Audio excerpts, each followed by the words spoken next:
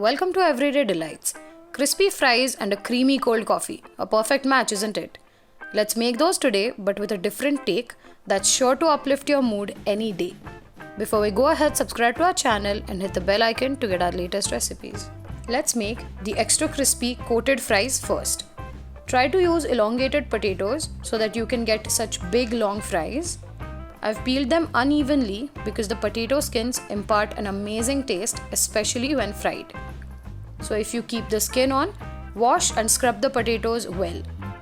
Cut them up into thick fries and keep them in water for at least 10 minutes to wash out that extra starch. These fries will be cooked twice. So the first one is boiling them in salted water. Lower the heat once your water starts boiling. Gradually add the fries in small batches and we are only going to cook them halfway through. Stir them in between but very gently. Once the fries start cooking, they will get fragile, so be careful not to break them. Boiling them before frying will make your fries soft and fluffy on the inside and crunchy on the outside. Now drain your fries and let's start coating. We are going to add everything gradually. So start with 2 tablespoons of corn flour along with 1 heaped tablespoon of maida. Add a little salt to taste and now toss this to mix. Remember, your fries are half cooked and are going to be very fragile, so be gentle while tossing. Also, your fries should be hot when you do the first coating. It will make sure that the coating sticks better without adding any extra water. When your first coating is done, let this sit.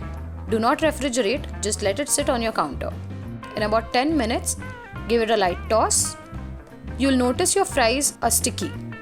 The moisture from the half-cooked potatoes seeps out, and this is what we want before we add the second coating. Let's repeat the same process of corn flour, maida and salt and toss it again. If you like, you can add freshly ground pepper or red chili flakes for some spice, or even herbs if you like it. Remember to use a large bowl like this, or if you want, you can use a large tray and toss with your fingers. The larger the surface you use, tossing will be easier. Once you get a thick coating, let it sit for at least 5 minutes so that the coating can settle. And on one side, let's start heating our oil for frying.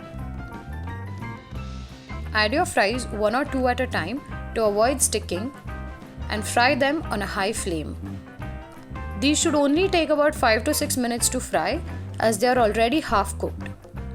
Don't crowd your kadhai too much, otherwise the fries will stay soft.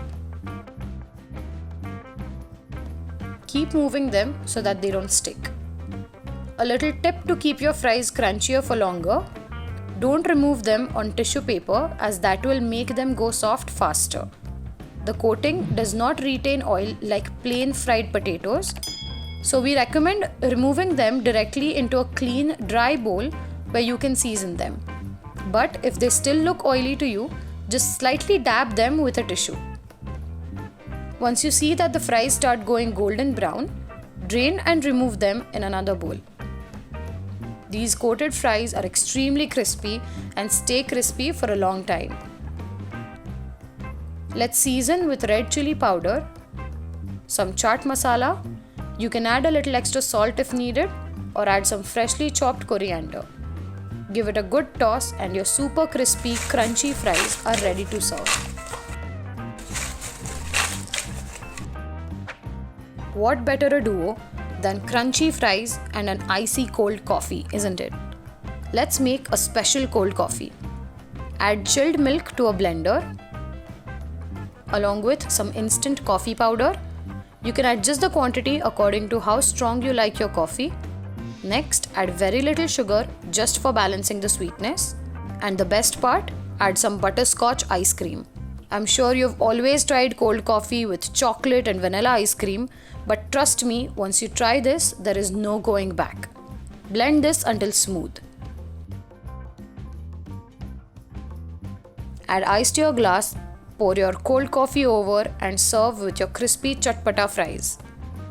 Hope you guys try this combo. We are sure you're going to love it. Do let us know in the comments below. Thank you. See you next time with another recipe.